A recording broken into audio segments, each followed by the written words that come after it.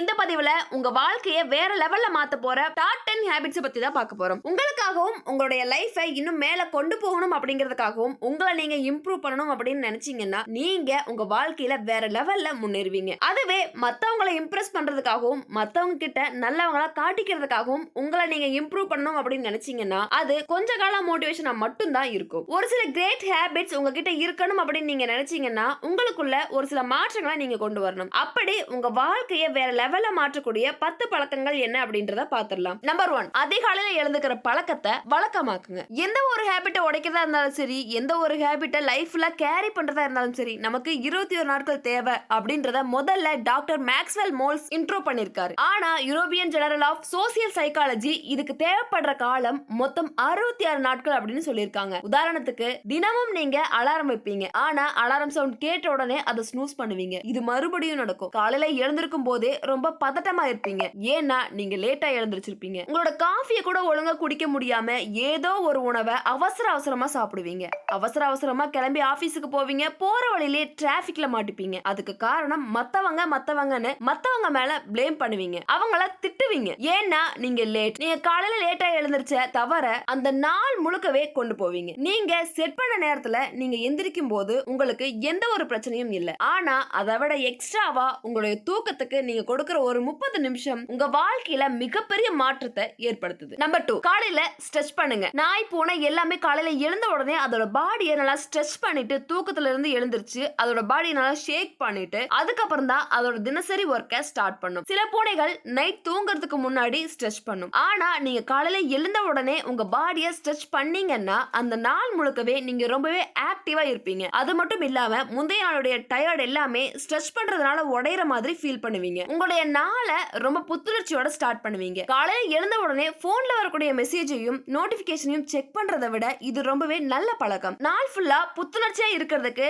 Stretch பண்றது ரொம்பவே நல்லது அப்படின்னு சயின்டிபிக்கா ப்ரூவ் ஆயிருக்கு. அதே மாதிரி சில பீப்பிள்ஸ் கிட்ட இருந்து விலகி இருக்கிறது உங்களுடைய லைஃபை இம்ப்ரூவ் பண்ணும். Number 3, practice mindfulness. நிறைய செல்ஃப் ஹெல்ப் புக்கா இருக்கட்டும் இல்ல செல்ஃப் ஹெல்ப் வீடியோஸா இருக்கட்டும், எதுவா இருந்தாலும் காலையில உங்களை மெடிடேஷன் பண்ணுங்க அப்படின்னு சொல்லியிருப்பாங்க. மெடிடேஷன் அப்படிங்கிறது எப்பவுமே பிஸியா இருக்கவங்களுக்கு ரொம்பவே தேவை. ஒருவேளை நீங்க ஸ்டார்ட் பண்ணி எந்த ஒரு ரிசல்ட்டுமே கிடைக்காதனால கூட அதை விட்டுருக்கலாம். அதை எப்படி ஸ்டார்ட் பண்ணலாம் அப்படின்னா மைண்ட்ஃபுல்னஸ் அப்படின்ற ஒரு விஷயத்தை பிராக்டிஸ் பண்ணுங்க. புத்தர் நீங்க எங்க இருக்கீங்களோ அங்க இருங்க, இல்லைனா உங்க வாழ்க்கைய மிஸ் பண்ணிடுவீங்க அப்படின்னு சொல்லியிருக்காரு. நம்ம ரொம்ப ஒல்லியா இருந்தா, பணக்காரங்களா இருந்தா, அறிவாளியா இருந்தா ஹாப்பியா இருப்போம்னு நினைக்கிறோம். ஹாப்பினஸ் தேடி ஓடுறத முதல்ல ஸ்டாப் பண்ணுங்க. உங்களுடைய இந்த நிமிஷத்துல ஹாப்பியா இருங்க. இத மறுபடியும் செஞ்சுக்கிட்டே இருங்க. எப்பவுமே நீங்க வாழ்ற அந்த நொடியிலேயே இருங்க. இதுதான் மைண்ட்ஃபுல்னஸ் அப்படிங்கிறது. இந்த மைண்ட்ஃபுல்னஸ் பிராக்டிஸ் பண்ணிட்டீங்க அப்படின்னா நீங்க மெடிடேஷனுக்கு பக்கத்துல போயிட்டீங்க அப்படின்னு அர்த்தம். மெடிடேஷன் அப்படிங்கிறது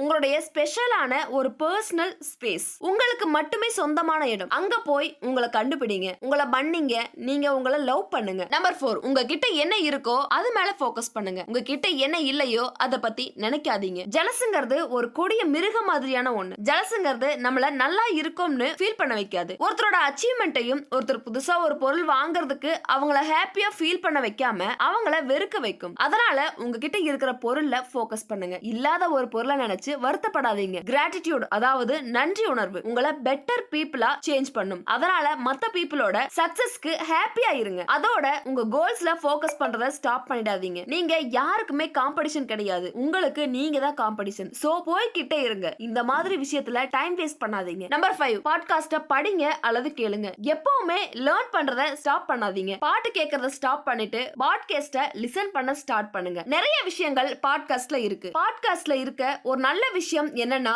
நீங்க எதை பத்தி வேணாலும் கத்துக்கலாம், தெரிஞ்சுக்கலாம். பீப்புள்ஸோட உண்மையான ஸ்டோரியை கேட்கலாம், அவங்க கடந்து வந்த கடுமையான பாதைகளை பத்தி தெரிஞ்சுக்கலாம், வெற்றி கதைகளை கேட்கலாம், லீடர்ஸ பத்தி தெரிஞ்சுக்கலாம், உண்மையான கிரைம் ஸ்டோரியை பத்தியும் தெரிஞ்சுக்கலாம். இது மட்டும் இல்லாம எதை பத்தி வேணாலும் தெரிஞ்சுக்கலாம். எல்லாமே உங்களுக்காக காத்துக்கிட்டு இருக்கு. புத்தகங்கள் கூட உங்களை வேற ஒரு உலகத்துக்கு கொண்டு போகும். உங்களுடைய இமேஜினேஷன் மூலமாவும் உங்களுடைய தினசரி எண்ணங்கள்ல இருந்து உங்களை எஸ்கேப் ஆக்க முடியும். நீங்க எவ்வளவு படிக்கிறீங்களோ அவ்வளவு தெரிஞ்சுப்பீங்க, எவ்வளவு கத்துக்கிறீங்களோ அந்த அளவு நிறைய ஃபேஸ்க்கு போவீங்க. நம்பர் 6, உண்மையான பீப்புளோட உங்களுடைய நேரத்தை செலவிடுங்க. சரியான பீப்புள்ஸ் கூட இருக்கிற ஹேபிட்ஸை மட்டும் வச்சுக்கோங்க. ஏன்னா உங்க கூட இருக்கிறவங்களை பொறுத்து தான் உங்க கேரக்டர் இன்ஃப்ளூயன்ஸ் ஆகும். உங்களுடைய வாழ்க்கையில சில மனிதர்கள் ரொம்ப நாட்கள் இருந்திருப்பாங்க, உங்க கூடவே வாழ்ந்திருப்பாங்க, ஃபேமிலி ஃப்ரெண்ட்ஸா இருந்திருப்பாங்க. அதனால அவங்களுடைய ஒரு பேடான கேரக்டரை நீங்க பொறுத்துக்கணும் அப்படின்றது இல்ல. இது உங்களுடைய வாழ்க்கை. நீங்க ஒரு சின்ன டிராமாக்குள்ள இருக்கணும்னு எந்த ஒரு அவசியமும் இல்ல. உங்களை சுத்தி லூசர்ஸ் இருந்தாங்க அப்படின்னா பாக்குறதுக்கு நீங்களும் லூசர் மாதிரி தான் தெரிவிங்க. ஆனா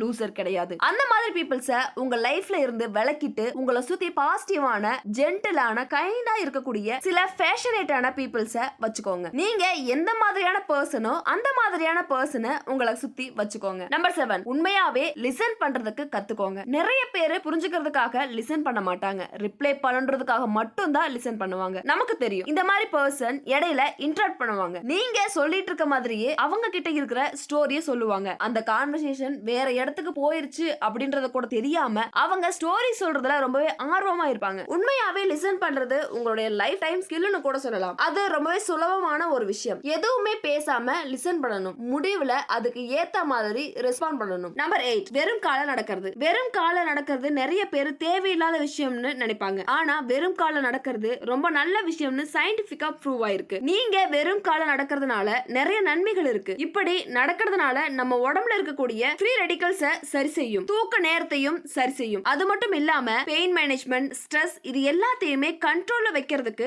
ரொம்பவே ஹெல்ப்ஃபுல்லா இருக்கும். உங்களுடைய இம்யூனிட்டி அதாவது நோய் எதிர்ப்பு சக்தியை கூட இது அதிகரிக்கும். அதனால நீங்க வெறும் கால நடங்க. தரையிலையோ ஈரமான புல்லையோ அல்லது தண்ணீரையோ நடக்க ட்ரை பண்ணுங்க. நம்பர் 9, தண்ணீர். நீங்க நிறைய தண்ணி குடிக்கும் போது உங்களுடைய பாடி உங்களுக்கு தேங்க் பண்ணும். நம்ம எவ்வளவு தண்ணீர் தினமும் குடிக்கணும் அப்படின்னு சின்ன வயசுலயே படிச்சிருப்போம். நம்மள எத்தனை பேரு சரியான அளவு தினமும் தண்ணீரை குடிக்கிறோம்? ஒரு சில பேர் தான் இத கரெக்டா ஃபாலோ பண்றாங்க. நீங்க இந்த குறிப்பிட்ட சரியான அளவுல தண்ணீர் குடிக்கல அப்படின்னா நீங்க உங்களுடைய பாடிக்கும் மைண்டுக்கும் எந்த ஒரு முக்கியத்துவத்தையும் கொடுக்கலன்னு தான் அர்த்தம். யூத் அப்படின்ற விஷயம் நீங்க எந்த அளவுக்கு தண்ணீர் குடிக்கிறீங்கிறதுல தான் இருக்கு. சரியான அளவுல தண்ணீர் குடிக்கிறதுனால உங்களுடைய ஸ்கின் எப்பவுமே ஹெல்தியா இருக்கும். ஒருவேளை நீங்க சரியான அளவுல தண்ணீரை குடிக்கல அப்படின்னா நம்மளுடைய வயசை விட நம்ம ரொம்பவே ஓல்டா தெரியும். தண்ணி ரொம்பவும் டேஸ்டான ஒரு பொருள் இல்ல. அதனால நீங்க அதுல வெள்ளரிக்காய், லெமன், புதினா இந்த மாதிரியான ஏதாவது போட்டு குடிக்கலாம். நீங்க ரெகுலரா சரியான அளவுல தண்ணி குடிச்சீங்க அப்படின்னா ஒரு சில வாரங்களுக்கு அப்புறமா உங்களுக்குள்ள இருக்கிற யூத் வெளியே வரும். நம்பர் 10, உங்களோட திங்கிங்க சேஞ்ச் பண்ணுங்க. காட்டிவே சொல்லிருக்காரு, நம்ம எல்லாருமே நம்மளுடைய தாட்டோட ப்ராடக்ட் தான் அப்படின்னு. உங்ககிட்ட உங்களை பத்தி நீங்க என்ன சொல்றீங்கன்றது